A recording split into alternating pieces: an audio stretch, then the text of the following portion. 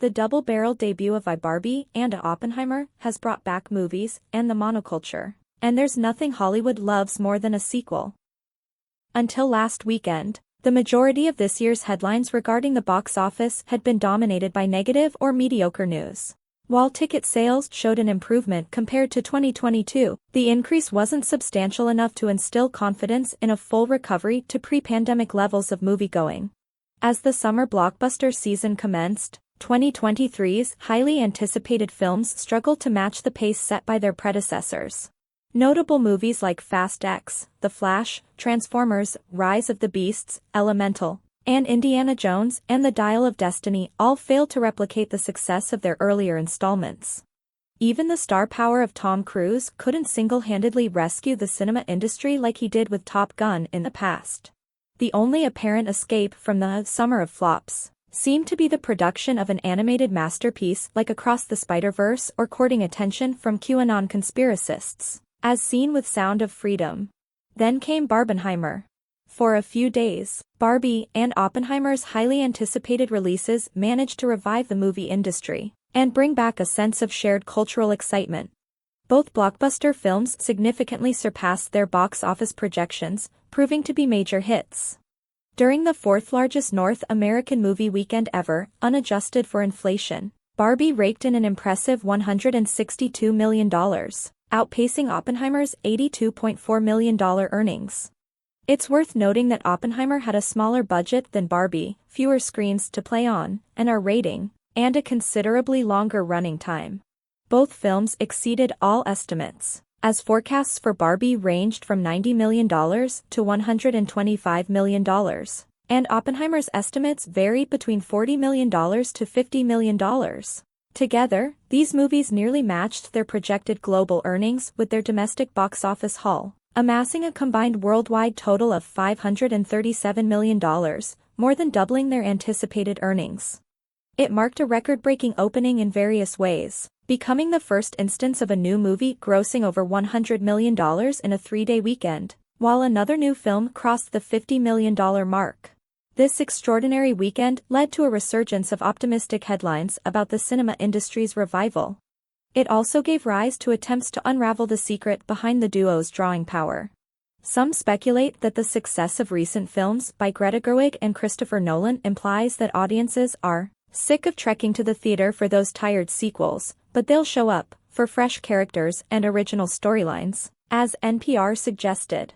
However, questions arise: can Barbie, based on a 64-year-old doll, be considered a fresh character? Is Mario, who headlined 2023's highest-grossing movie 42 years after his first appearance in a video game, truly fall into that category?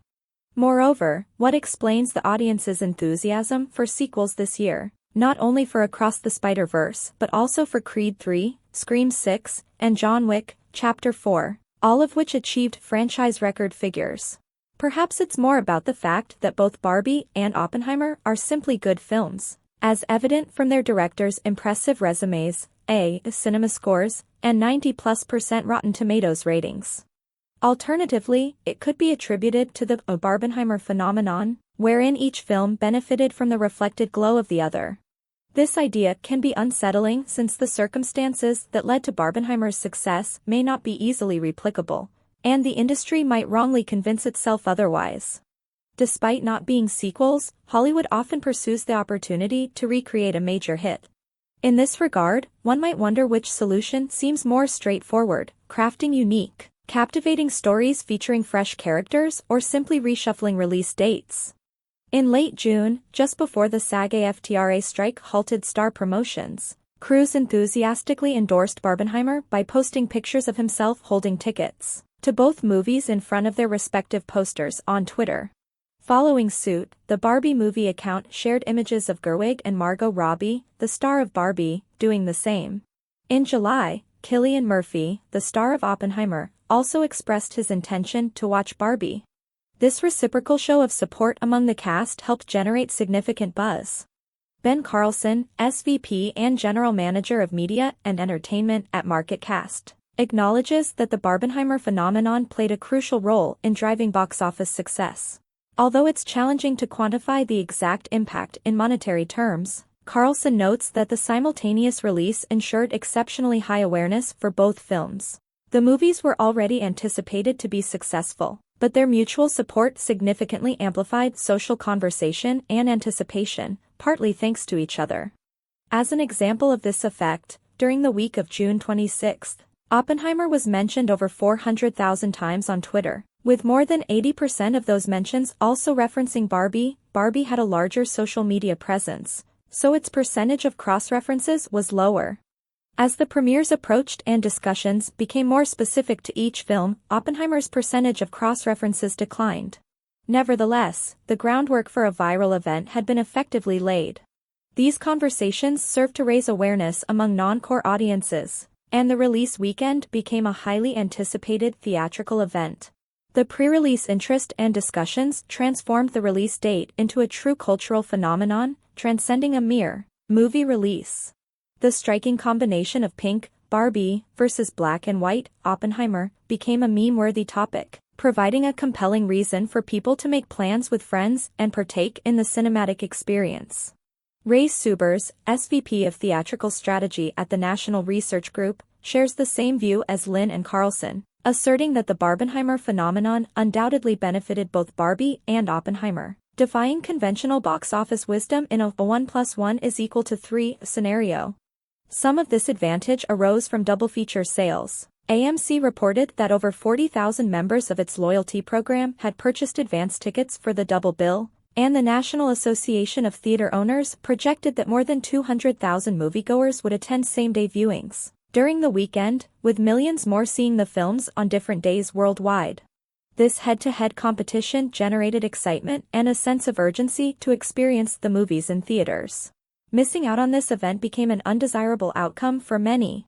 During discussions, various comparisons emerged, considering subject matter and/or target audience. Barbie was likened to Wonder Woman, Aladdin, The Little Mermaid, Minions, The Rise of Gru, and Frozen 2, all of which achieved opening weekend earnings ranging from $90 million to $130 million.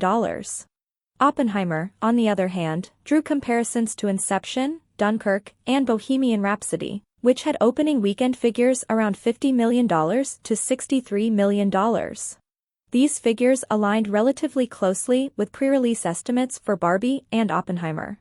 It is tempting, although not entirely definitive, to attribute much of the variation between projections and actual results to the boost generated by the Barbenheimer phenomenon. Another form of this boost was observed in a study, indicating that Oppenheimer might have earned an additional $5 million due to some moviegoers settling for their second choice among new movies after finding out that Barbie screenings were sold out.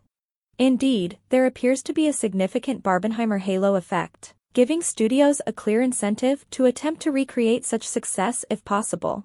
However, it's worth noting that Warner Bros. And Universal did not synchronize the releases of Barbie and Oppenheimer with the intent of creating synergy. The timing was either coincidental or motivated by other reasons, depending on different sources. Puck's report in June suggested that Warner scheduled Barbie to debut on the same day as Oppenheimer, July 21, as a form of retaliation against Universal for recruiting Christopher Nolan during the HBO Max day-and-date controversy. Conversely, other sources indicate that Universal was obliged to release Oppenheimer at that time due to contractual obligations, tied to Nolan's preference for a summer release with a 3-week exclusivity period on Universal's schedule. Regardless of the real reasons behind the simultaneous releases, the positive outcomes appear to be serendipitous for all parties involved.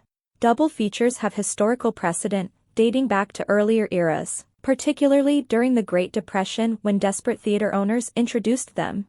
With theaters striving to persuade viewers, who have become accustomed to streaming, to return to the cinema, double features might regain popularity as a compelling gimmick. However, today's landscape differs from the past, as there are fewer major movie releases post-pandemic, allowing each film to carve out its own space on the calendar more easily. Additionally, blockbusters nowadays primarily rely on premium large format, PLF, screens, which typically feature only one new film per weekend, reducing the potential for lucrative time-sharing arrangements. In light of these factors, Ray Subers believes that the calculus for choosing release dates is unlikely to change significantly. The Barbenheimer phenomenon was a truly exceptional and rare moment, a once-in-a-generation occurrence. Trying to deliberately replicate this specific head-to-head phenomenon might prove difficult and risky, with 9 out of 10 attempts likely leading to better outcomes by finding a lane where a tentpole film can genuinely become the talk of the town and generate substantial buzz.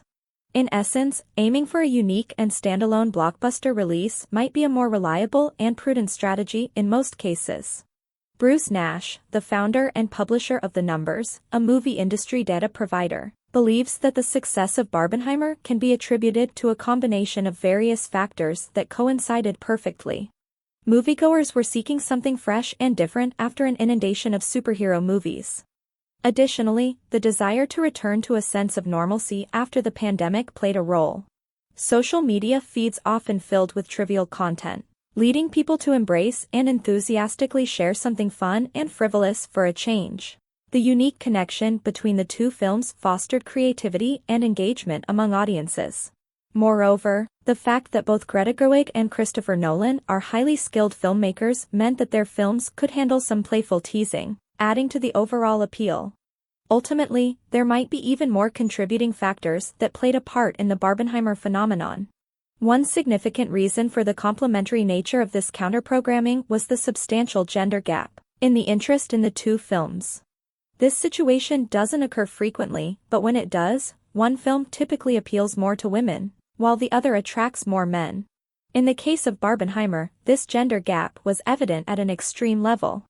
The consumer engagement scores provided below by Piedmont, an indexed metric where 100 is average and higher scores indicate a greater built-in affinity for a film, show that both Barbie and Oppenheimer garnered very similar, well above average scores before their premieres, contributing to the Barbenheimer craze.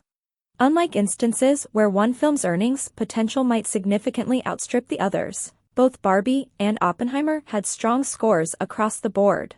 However, there were notable differences in the scores based on gender, with Barbie scoring significantly better with women, and Oppenheimer scoring significantly better with men.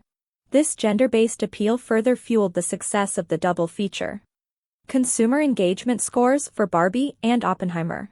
The differing preferences between Barbie and Oppenheimer were evident in the composition of their audiences during the last weekend. Although the Barbenheimer phenomenon increased the interest of everyone, blurring the divide to some extent. Barbie attracted an audience that was 65% female, contributing to its achievement as the most successful opening ever for a movie directed by a woman. Conversely, Oppenheimer's audience was 62% male. This contrast in audience composition reflected the perceived polar opposites in the tone of the two movies, making it a humorously ironic combination. The overall absurdity of the team-up contributed to its memeability, further driving social media discussions and engagement.